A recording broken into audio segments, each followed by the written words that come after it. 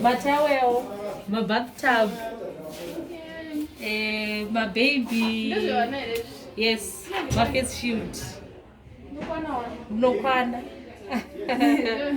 My baby blankets, my bathtub, my towel. Like you go to Madangali. But you know that I stop. I'm not going to stop. Rest of my dinner.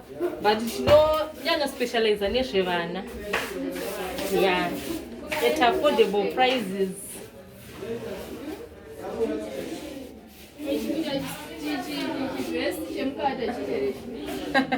It's also nice. Chaganaka. Yes. Ipapo tine tuma tutu skirts twevana tumarompa zvevana vakura hatina tinongoda zvevana chete tinochenesa vana tinongoda muchene yevana kuti vana vaglowe muchene. Very nice.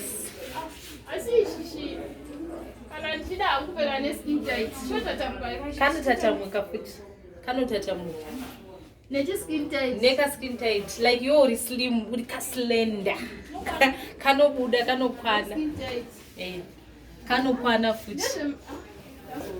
Even mabag tinawo ari pakona ipapo ukaenda pakona tine mabag ekuisira vana unokwanisa kurongedza zvinhu zvake mukaka yake mvura and so forth. Ipapo pane boots tumashoes twevana. Vana mazuva ano vari kungoti vakazvarwa hamuchapfekedze masocks asikana makutongotanga tuboots from 0 months. Kamwana kachingobuda mudumbu unenge uchingokapfekedza boots. Yeah. Okay. Munoudzowo vamwe. All right. Thank you. Musati mabuda padoo tinongosechawo vanhu kuti timbonotiwo zvakamira sei.